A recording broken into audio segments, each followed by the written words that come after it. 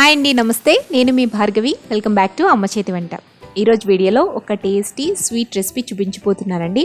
బాదుషాని ఇంట్లోనే ఈజీగా ఎలా తయారు చేసుకోవచ్చో చూపించబోతున్నాను. నేను చెప్పే కొలతల్ని, టిప్స్ని యాస్టీస్ ఫాలో అవ్వండి. పర్ఫెక్ట్గా స్వీట్ షాప్ స్టైల్లో మీరే మీ చేతులతో ఇంట్లోనే ఈజీగా తయారు చేసేస్తారు. సో లేట్ చేయకుండా ఈ బాదుషాని ఎలా తయారు చేసుకోవాలో చూసేద్దాం. ఫస్ట్ ఒక మిక్సింగ్ బౌల్ తీసుకోండి. అందులోకి 1 కప్పు దాకా మైదా పిండి తీసుకోండి. యూజువల్గా మనకి బయట స్వీట్ షాప్స్లో మైదా పిండితోనే చేస్తారు. గోధుమ పిండితో ఎలా తయారు చేసుకోవచ్చో తర్వాత వీడియోస్లో చూద్దాం. ఇప్పుడు ఇందులోకి చిటికెడంతా ఉప్పు వేసుకోండి. తర్వాత ఇందులోకి 1/2 టీ స్పూన్ దాకా బేకింగ్ పౌడర్ లేదా బేకింగ్ సోడాని వేసుకోండి.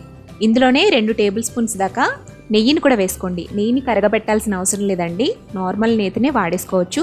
ఈ నెయ్యి ఇంకా వంట సోడా మనకి బాదుషాలో గుల్లతనం రావడానికి బాగా హెల్ప్ చేస్తాయి అన్నమాట. బయట స్వీట్ షాప్స్లో అయితే ఎక్కువగా డాల్డాని ప్రిఫర్ చేస్తూ ఉంటారు గుల్లదనం ఎక్కువ రావడం కోసం. బట్ డాల్డా అనేది హెల్త్కి మంచిది కాదు కాబట్టి మనం ఇందులో నెయ్యిని ప్రిఫర్ చేస్తున్నాం. సో వీటన్నిటిని వేసేసిన తర్వాత బాగా మిక్స్ చేసుకోండి. బైండింగ్ కన్సిస్టెన్సీ రావాలి. సో పిండి చూడండి కొంచెం మాయిస్ట్గా తయారైంది కదా, ఇలా రావాలన్నమాట. అప్పుడే బాదుషాలు గుల్లగుల్లగా వస్తాయి. నెక్స్ట్ ఇందులోకి 2 టేబుల్ స్పూన్స్ దాకా పెరుగు వేసుకోండి. అలాగే తగినన్ని నీళ్లు పోసుకుంటూ పిండిని మరీ గట్టిగా కాకుండా మరీ లూజ్గా కాకుండా కలుపుకుని పెట్టుకోండి. అప్పుడే బాదుషాలు పర్ఫెక్ట్గా వస్తాయి. నీళ్లు ముందే వేసేయకుండా కొద్ది కొద్దిగా వేసుకుంటూ కలుపుకోండి. పిండి కన్సిస్టెన్సీ ఇక్కడ చూపిస్తున్నట్టుగా ఇలా ఉండాలి. ఇలా ఉంటే మనకి బాదుషా పర్ఫెక్ట్గా వస్తుంది. లోపల ఎయిరీనెస్ కూడా బాగుంటుంది. ఇలా పిండిని కలిపేసుకున్న తర్వాత మూత పెట్టేసి ఒక 10 నుండి 15 నిమిషాల పాటు పక్కన పెట్టేసుకుందాం. ఈలోపు మనం పాకాన్ని ప్రిపేర్ చేసుకుందామండి. పాకం తయారు చేసుకోవడం కోసం స్టవ్ మీద ఒక గిన్నె పెట్టుకుని అందులోకి మనం ఏ కప్పుతో అయితే పిండి తీసుకున్నామో అదే కప్పుతో 1 కప్పు దాకా పంచదార వేసుకోండి. ఇప్పుడు ఇందులోకి 1/2 కప్పు దాకా నీళ్లు పోసి పంచదార అంతా కరిగేంత వరకు మంటని మీడియం ఫ్లేమ్లో పెట్టుకుని పంచదారని కరగపెట్టుకోండి. పంచదార కరిగిన తర్వాత ఒక్కసారి షుగర్ కన్సిస్టెన్సీని చెక్ చేసుకోండి. 2 వేళ్ల మధ్యలో పెడితే మీకు స్టిక్కీగా ఉంటే సరిపోతుంది. అప్పుడే లేత పాకం వస్తున్నట్టుగా ఉండాలి. తీగ పాకం రావాల్సిన అవసరం లేదండి. ఈ స్టేజ్లో 1 బద్ద నిమ్మరసాన్ని ఇందులో పిండేసుకోండి. అప్పుడు మనకి పాకం అనేది క్రిస్టలైజ్ అవ్వకుండా ఉంటుంది అండ్ థిక్గా అయిపోకుండా ఉంటుందన్నమాట. ఇందులోనే 1/2 టీ స్పూన్ దాకా యాలకుల పొడి కూడా వేసేసి అంతా మిక్స్ చేసేసుకుని స్టవ్ ఆఫ్ చేసేసుకుని దీనిపైన మూత పెట్టి వేడి చల్లారిపోకుండా పక్కన పెట్టేసుకోండి. ఇప్పుడు మూత తీసి పిండిని ఒకసారి చెక్ చేయండి. లోపల ఎయిరీనెస్ అంతా ఫామ్ అయ్యి చక్కగా గుల్లతనంగా ఉంటుందన్నమాట. ఇప్పుడు ఈ పిండిని మళ్ళీ తిరిగి కలపాల్సిన అవసరం లేదు. అలా కలిపితే లోపల ఉండే ఎయిరీనెస్ అంతా కూడా పోతుంది. సో ఈ పిండిలోంచి కొద్ది కొద్దిగా తీసుకుని రౌండ్ బాల్లా చుట్టుకుని ఫ్లాట్గా చేసుకుని మధ్యలో హోల్ పెట్టి బాదుషా షేప్ కింద చేసుకోవాలి. ఇలాగే మొత్తం పిండి మొత్తాన్ని కూడా ఎన్ని బాదుషాలు వస్తే అన్ని బాదుషాలు చేసేసుకోండి. మరీ పెద్ద పెద్ద బాదుషాలు చేసుకోకండి, ఎందుకంటే లోపల వరకు జ్యూస్ అనేది పీల్చదనమాట.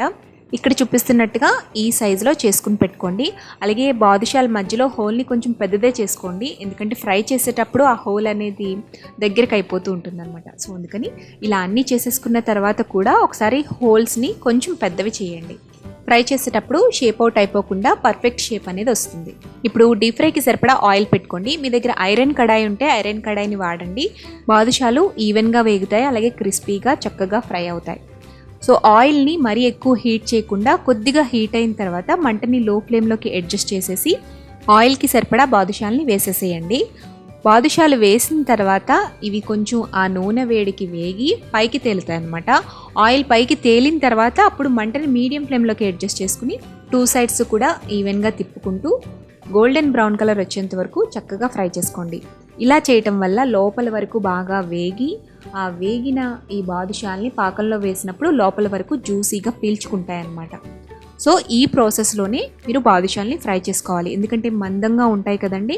సో లోపల వరకు వేగాలి అంటే ఫస్ట్ లో ఫ్లేమ్లో ఫ్రై చేసుకుని అవి పైకి తేలిన తర్వాత మీడియం ఫ్లేమ్లోకి మాత్రమే అడ్జస్ట్ చేసుకుని 2 సైడ్స్ కూడా గోల్డెన్ బ్రౌన్ కలర్ వచ్చేంత వరకు బాగా ఫ్రై చేసుకోవాలి. చూడండి ఇక్కడ చూపిస్తున్నట్టుగా చక్కగా వేగిపోయిన తర్వాత వీటిని తీసుకుని మనం పాకంలోకి వేసుకోవాలి. పాకంలోకి వేసే ముందు పాకం కొంచెం గోరువెచ్చగా ఉందో లేదో చెక్ చేసుకోండి. ఈ బాదుషాలు అనేవి వేడివేడిగా ఉండాలి, పాకం అనేది గోరువెచ్చగా ఉండాలి. అప్పుడే బాదుషాలు పర్ఫెక్ట్గా ఈ పాకాన్ని పీల్చుకుంటాయండి. పాకం కనుక చల్లారిపోతే కొంచెం గోరువెచ్చగా చేసుకోవచ్చు. అలా చేసుకున్న తర్వాత ఈ ఫ్రై చేసుకున్న బాదుషాల్ని అందులో వేసేసేయండి. బాదుషాల్ని ఒక 5 నిమిషాల పాటు అందులో డిప్ చేసి మళ్ళీ వాటిని తీసేసి మళ్ళీ ఫ్రెష్గా ఫ్రై చేసుకున్న బాదుషాల్ని అందులో వేసుకోండి. ఇలా వేస్తూ తీస్తూ ఉండండి.